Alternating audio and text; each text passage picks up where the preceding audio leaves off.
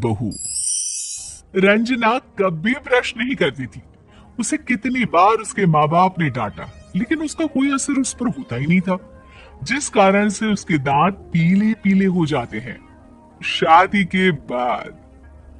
अरे बहू, वैसे तो तुझ में कोई कमी नहीं है, पर तेरे दांत दांत इतने पीले कैसे है बेटा? कैसे मतलब? कोई सर्जरी थोड़ी ना कराइए। वो तो क्या नाम, मैं ब्रश नहीं करती थी तो पीले हो गए। अब क्या करूं? आप कहे तो लाल करवा लूं या फिर काले? यार, ये क्या है? क्यों माँ से लड़ रही हो? लड़ रही हूँ?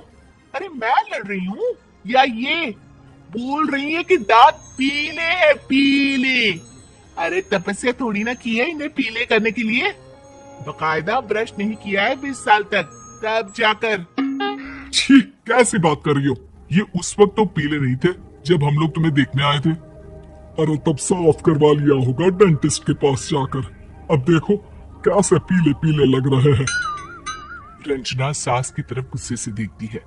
फिर शुरू हो गई पीले पीले पीले। अरे पीले तो तब भी थे जब मेरे हाथ का रसगुल्ला उड़ा उड़ा कर खा रही थी और बोल रही थी, लड़की नहीं गुणों का खजाना दे रहे भाई साहब आप। खैर, अब वो लोग करते भी तो क्या करते, पीले दांत वाली बहू पल्ले पड़ी थी तो झेलना तो था ही। एक दिन कीर्तन में रंजना गाना गा रही थी। अरे कमला बहन, माँ का द्वार है, यहाँ तो सब शुद्ध होकर आते हैं, फिर अपनी बहू को ब्रश भी नहीं करवाती तुम। दूर से पीले पीले दांत भक्ति में बाधा उत्पन्न कर रहे हैं। अरे कोई 2 साल के बच्चे थोड़ी ना लेकर आई हूँ मैं बहू बनाकर। अच्छी खासी लड़की है, अरे कैसे करवाऊं ब्रश? ये तो उसे खुद करना चाहिए ना। अब माँ बाप तो इसके जैसे तैसे निपटा दिए, ये नहीं सोचा कि सास कैसे संभालेगी। सास बहू को लेकर घर आ जाती है, लेकिन सोच लेती है कि अब इसे लेकर कहीं नहीं जाएगी। अगली रोज बहू कहती है, अरे क्या हो गया, मंदिर नहीं जाना क्या? कीर्तन का वक्त हो रहा है। मेरी मधुर वाणी से कान्हा जी जागते हैं और सोते हैं। आप तो जानती है ना उनकी भक्ति में कितना मन लगता है मेरा। वो क्या है ना, तबीयत ठीक नहीं लग रही है मेरी, आराम करूंगी मैं। तबीयत ठीक नहीं लग रही? अभी तो मिथुन के गाने पर नाच रही थी आप, और अब बोल रही है कि तबीयत ठीक नहीं लग रही। अरे भक्ति में मन लगा लो सासू माँ, ऊपर जाना है, क्या मुंह दिखाओगी आप? हाँ, सास को बहू की बात पर गुस्सा आ जाता है। मैं क्या मुंह दिखाऊंगी, इसकी चिंता तो ना कर, समझी? अपने मुंह की चिंता कर, जो ये पीले पीले दांत लेकर हर जगह पहुंच जाती है। पता है लोग कितना मजाक बनाते हैं।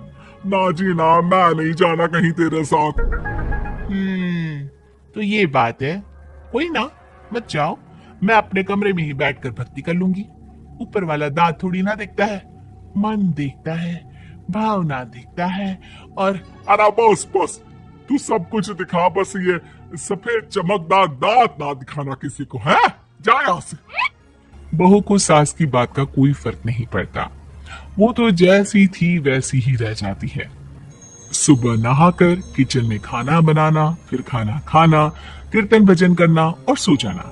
एक दिन, माँ जी मैं सहेली के घर जा रही हूँ, शाम को लेट आऊंगी। हो, तो जाना, मैंने कौन सा तेरी आरती करनी है घर पर बैठकर। रंजना सहेली के घर जाती है, जहाँ वो पार्टी में जाने की तैयारी कर रही होती है। अरे शिखा, कहाँ जाने की तैयारी कर रही है? मैं गलत वक्त पर आ गई क्या? अरे नहीं यार, उल्टा सही वक्त पर आई है। मैंने ये साड़ी और ज्वेलरी निकाली है यार, शाम को इनके ऑफिस की एक पार्टी में जाना है। बताना कैसा लग रहा है ये सब? नहीं यार, इस ड्रेस के साथ तो वो वाली ज्वेलरी अच्छी लगेगी। हाँ, सही बोल रही है, मैंने ध्यान ही नहीं दिया। वैसे तो हमेशा से मस्त फैशन सेंस रखती है। तो बड़ा जाती होगी ना पति के साथ पार्टी में। रंजना कुछ नहीं बोलती, बस सोचती है कि यार काश ये बात सही हो जाती, पर मैं क्यों नहीं जाती पार्टी में? क्या इन लोगों की कोई पार्टी होती नहीं होगी? रंजना घर आती है और रात में पति से सवाल करती है, एक बात बताइए, आप मुझे किसी पार्टी में क्यों नहीं ले जाते? क्या आपके यहाँ ऑफिस में पार्टी नहीं होती? पति बेचारा क्या कहता कि दांत पीले हैं तुम्हारे इसलिए। अरे कोई पार्टी होती नहीं हम लोगों के ऑफिस में, तो कहाँ से लेकर जाऊं? और मार्केट, मॉल, कहीं वीकेंड घूमना, कहीं तो। अरे यार, सारे हफ्ते में एक छुट्टी मिलती है, तो सोचता हूँ कि आराम ही कर लूं। क्यों? रंजना मन मार के रह जाती है। पहले कभी सास के साथ मंदिर जाया करती थी, लेकिन वो भी सास ने ले जाना बंद कर दिया। घर बैठी बैठी रंजना बोर हो जाती है। तभी उसे आइडिया आता है और वो मायके जाने का सोचती है। सासू माँ, 2 दिनों के लिए मम्मी के घर जा रही हूँ। अच्छा अच्छा, ठीक है, आराम से जा। और हाँ, माँ से कुछ अच्छी आदत सीख कर आना कि कैसे शरीर के हर भाग की तरह दांतों की सफाई भी जरूरी होती है, समझी? शुरू हो गई ना आप। वो लोग आपकी तरह नहीं है कि छोटी छोटी बात का बतंगड़ बना दे। उन लोगों के लिए मैं मायने रखती हूँ, ना कि मेरे पीले पीले दांत। रंजना माँ को बिना बताए उन लोगों को सरप्राइज देती है, लेकिन जैसे ही वो दरवाजे पर पहुंचती है, अंदर देखती है कि घर वाले कहीं जा रहे होते हैं। अब माँ, काश रंजना दीदी के दांतों वाली प्रॉब्लम नहीं होती, तो वो भी हम लोगों के साथ चलती ना बुआ जी की बेटी की शादी में। हाँ बेटा, लेकिन अब उसे कौन समझाए कि उसको उसके पीले दांत नहीं दिखते, लेकिन उसके आसपास के लोगों को कितना एम्बेरेसिंग फील कराते हैं। मुझे तो कितनी बार उसके स्कूल की टीचर ने शिकायत की कि उसके साथ कोई लड़की बैठना भी नहीं चाहती, और ना ही कॉलेज में कोई उससे बात करना चाहता था। लेकिन पता नहीं क्यों उसे ये बात समझ में ही नहीं आती। कोई कमी नहीं है उस लड़की में, बस यही कि दांत पीले हैं। वो तो भला हो जीजा जी और उनकी माँ का, जो दीदी को जैसी है वैसे ही रखा हुआ है। रंजना को अपने घर वालों की बात सुनकर बहुत दुख होता है। वो सोचती है कि वो क्या करे, लेकिन फिर वो सीधा डेंटिस्ट के पास जाती है, अपने दांत चमकाती है और कसम खाती है कि वो रोज ब्रश करेगी। अरे क्या हो गया? तुम तो 2 दिनों के लिए गई थी ना?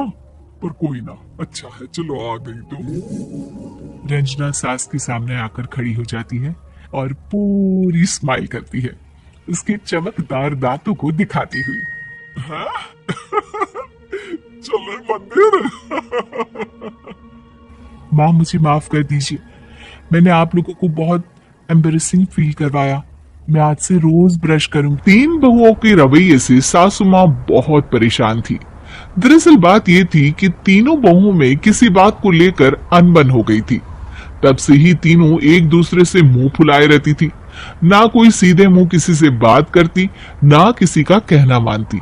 पड़ोसी भी इस बात को जानते थे और जाने कैसे कैसे बातें भी करते। इसीलिए सासू माँ ने तीनों बहुओं को तुरंत अपने कमरे में बुलाया। मैं कई दिनों से देख रही हूँ, तुम तीनों अलग अलग सारे काम कर रही हो। ये सब नहीं चलेगा, तीनों को मिलकर ही काम करना पड़ेगा। सास की बात सुनकर एकदम से बड़ी बहू बोल उठती है।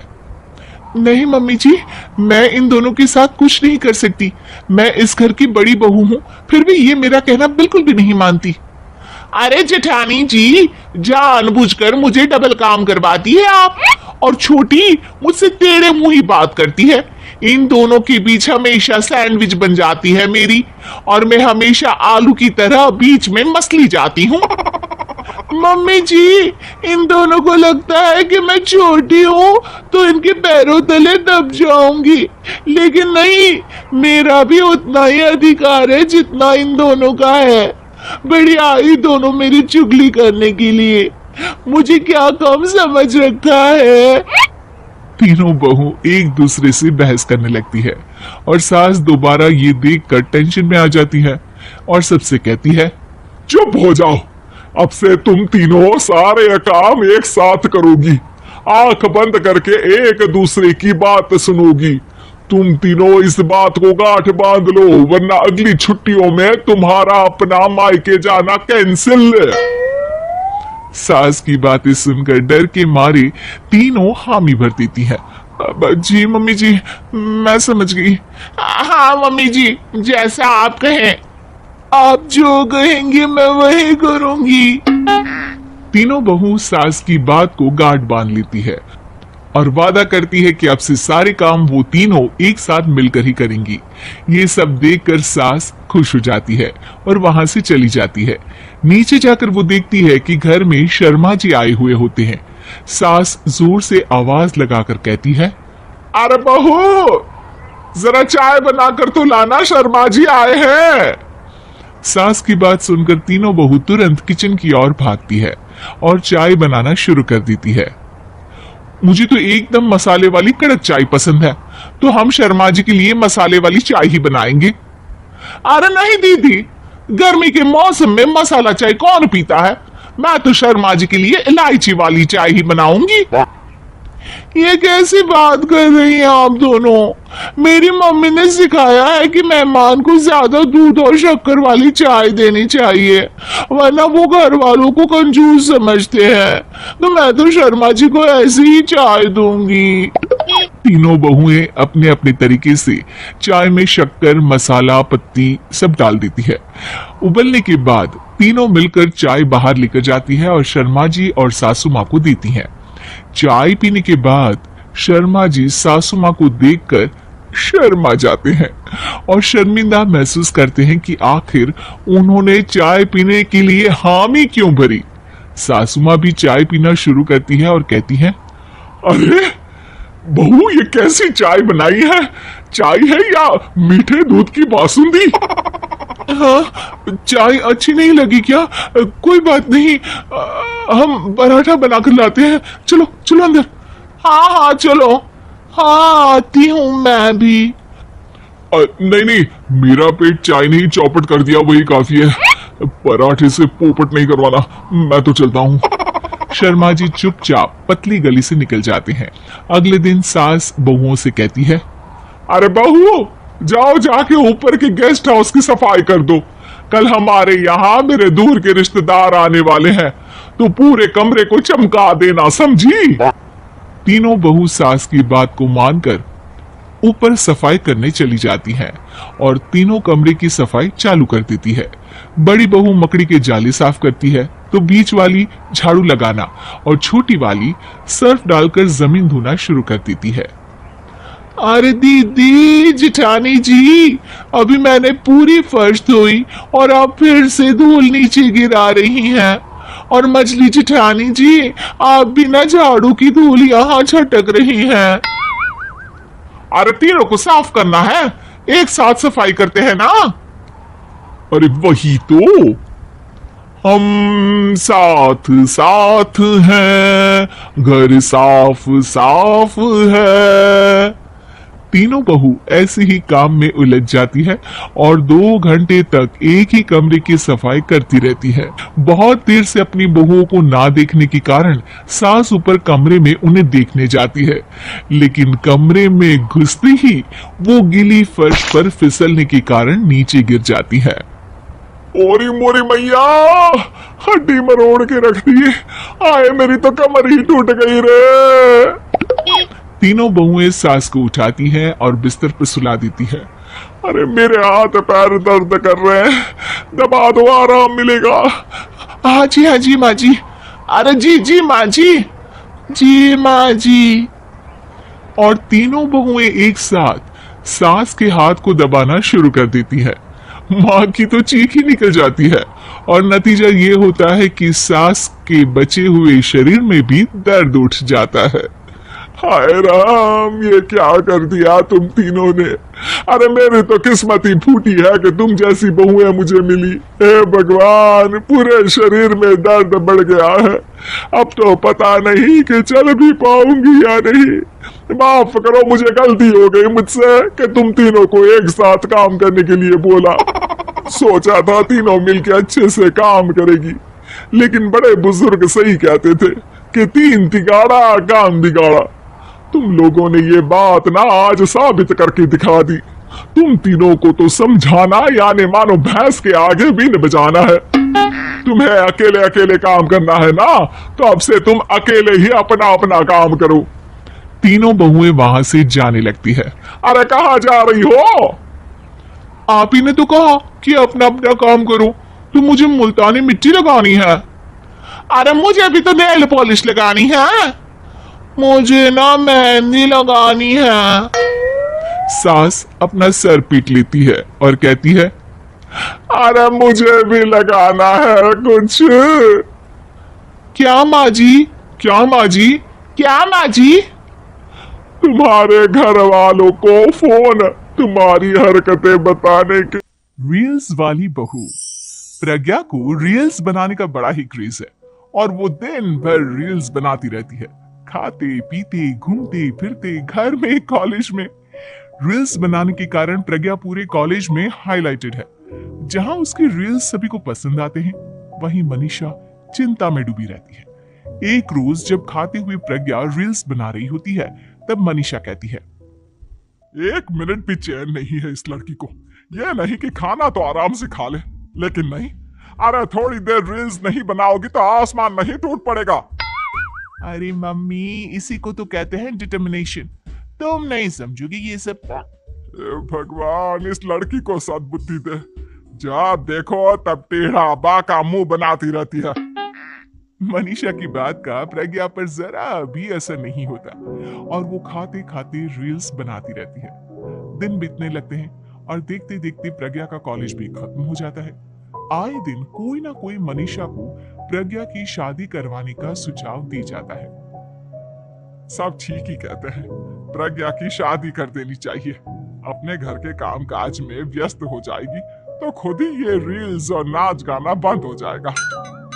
मनीषा और प्रेम प्रज्ञा के लिए एक अच्छा लड़का ढूंढने लगते हैं और तभी विकी का रिश्ता प्रज्ञा के लिए आता है, जिसने प्रज्ञा को उसकी रील्स देखकर पसंद कर लिया था। अगले दिन विकी अपने माता पिता के साथ प्रज्ञा के घर पहुंच जाता है और प्रज्ञा साड़ी पहने हाथों में चाय की ट्रे लिए उनके सामने आती है। जब विकी को पसंद है तो हमें भी बहू पसंद है। बहन जी, आप बारात की तैयारी कीजिए। एक बार लड़का लड़की अकेले में बात कर ले तो अच्छा रहेगा। हाँ हाँ, क्यों नहीं। मनीषा विकी को प्रज्ञा के कमरे में भेजती है, जहां प्रज्ञा पहले से ही रील्स बना रही होती है। तभी विकी कहता है, आ गए आपके साजन जी। हमारे साथ ये रील्स कंप्लीट करती तो और भी अच्छा रहता। अच्छा जी, अब आ ही गए हैं तो बना ही लेती हूँ आपके साथ। दोनों मिलकर रील्स बनाते हैं। जब वी मीट और तुरंत पोस्ट भी कर देते हैं। फिर विकी कहता है, जब आप साड़ी में चाय लेकर आए तब मुझे लगा कि कहीं मैं गलत घर में तो नहीं आ गया। अब सही है। दोनों की शादी पक्की हो जाती है और शादी के दिन भी प्रज्ञा रील्स बनाने से चूकती नहीं। यहाँ तक कि बारात के समय भी नाचते हुए रील्स बनाती है। सभी लोग प्रज्ञा की तारीफ की पुल बांध देते हैं और प्रज्ञा नाचती गाती अपने ससुराल चली जाती है। सब कुछ अच्छा चल रहा होता है। प्रज्ञा यहाँ भी दिन भर हर चीज की रील्स बनाती रहती है। लेकिन कुछ दिनों के बाद जब सुनीता कहती है, बहू, ये रील्स के साथ साथ कुछ काम भी कर लिया करो। वैसे तुझे और क्या क्या बनाना आता है? मम्मी जी, वैसे तो सब कहते हैं कि मैं सब कुछ अच्छा बनाती हूँ, लेकिन मुझे लगता है कि मैं मैगी अच्छा बना लेती हूँ। हाँ, कॉफी भी अच्छा बना लेती हूँ और मुंह तो सबसे अच्छा बना लेती हूँ। अच्छा अच्छा। सुनीता अपना माथा पकड़ लेती है और कहती है, बहू, कुछ खाना बनाना भी सीख लेती। मम्मी जी, मैं लंबी प्लानिंग कर रही हूँ। जल्दी ही मैं इतनी फेमस हो जाऊंगी कि मुझे पैसे मिलने लगेंगे।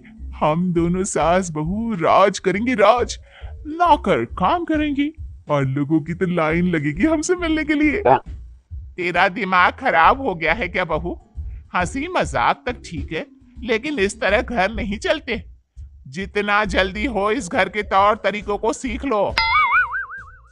प्रज्ञा मुंह घुमाकर चली जाती है और तुरंत उसी वक्त एक रील बनाती है। ये देख सुनीता का गुस्सा 7वें आसमान पर चला जाता है और विकी के घर आती ही सुनीता उसे सब कुछ बताती है। विकी भी अब प्रज्ञा की इन हरकतों से परेशान हो जाता है। तुम टेंशन मत लो मम्मा, मैं देख लूंगा। विकी कमरे में जाता है तो देखता है कि प्रज्ञा रील्स बना रही है। विकी बड़े ही प्यार से प्रज्ञा से कहता है, प्रज्ञा, इन सब के लिए मैं तुम्हें मना नहीं कर रहा हूँ, लेकिन फिर भी हर वक्त तो ये अच्छा नहीं लगता ना। समझने की कोशिश करो, मुझे भी तुम्हारा थोड़ा वक्त चाहिए। मैं जब ऑफिस से आता हूँ तो मुझे समय देने की जगह इसी में लगे रहते हो। तुम ज्यादा ही सोच रहे हो। तुम भी मेरे साथ रील्स बनाओ ना, तुम्हें भी बहुत अच्छा लगेगा। तुम्हें इज्जत से कोई बात समझ में नहीं आती क्या? दिमाग खराब हो गया है तुम्हारा इस चकाचौंध से। अगर तुमने अपना रवैया नहीं बदला तो मैं तुमसे दूर चला जाऊंगा। तुम ही रिश्ता लेकर आए थे, मुझे लड़कों की कमी नहीं थी और ना आज है। विकी दरवाजा पटक कर चला जाता है। धीरे धीरे विकी प्रज्ञा से दूर होता जाता है। एक रोज मनीषा प्रज्ञा के ससुराल उससे मिलने जाती है। तब सुनीता उससे कहती है, बहन जी अब आई हैं तो कुछ दिन यहाँ रहकर जाइएगा, आप ही का घर है। हाँ मम्मी, बहुत दिन हो गए तुम्हारे साथ एक भी रील नहीं बनाई मैंने। प्रज्ञा तुरंत अपने फोन में रील्स ऑन कर लेती है। ये सब मुझसे नहीं होता। तेरा ये भूत अभी तक नहीं उतरा क्या? बहन जी आप कुछ कहती नहीं क्या इसे? जब आप ही कुछ नहीं कर पाई तो मैं कर ही क्या सकती हूँ। सास तो वैसी ही बदनाम है। शाम को घर की लाइट चली जाती है और मनीषा प्रज्ञा से कहती है, मेरे घुटनों में बहुत दर्द हो रहा है, तू लाइट का कुछ इंतजाम करना बेटा। अच्छा कैंडल जला देती हूँ मम्मा। प्रज्ञा गाते हुए कैंडल जलाती है और खिड़की के पर्दे के पास रख देती है। मनीषा जिसे बहुत दर्द हो रहा है वो सो जाती है और प्रज्ञा हमेशा की तरह अपने रील्स में लग जाती है। उधर कैंडल की वजह से पर्दा आग पकड़ लेता है और मनीषा के कमरे में आग लग जाती है। बचाओ, कोई है बचाओ। सभी भागते हैं और विकी कमरे की आग बुझाने में लग जाता है, लेकिन तब तक मनीषा आधी जल चुकी थी। मनीषा की हालत देख प्रज्ञा रोने लगती है। विकी मनीषा को तुरंत हॉस्पिटल ले जाता है और उसे एडमिट कराता है।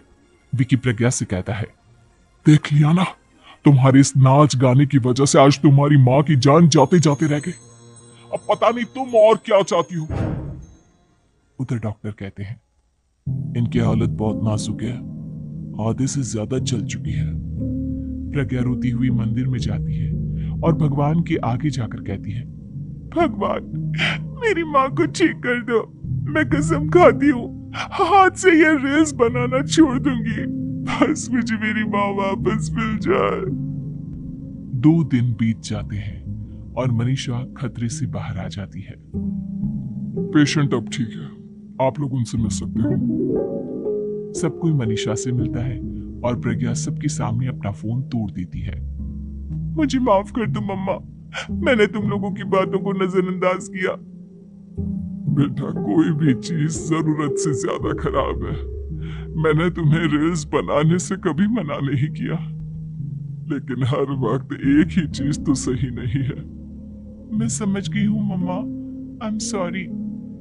प्रज्ञा उस दिन से रील्स बनाना छोड़ देती है और पूरी तरह से अपने घर में लग जाती है।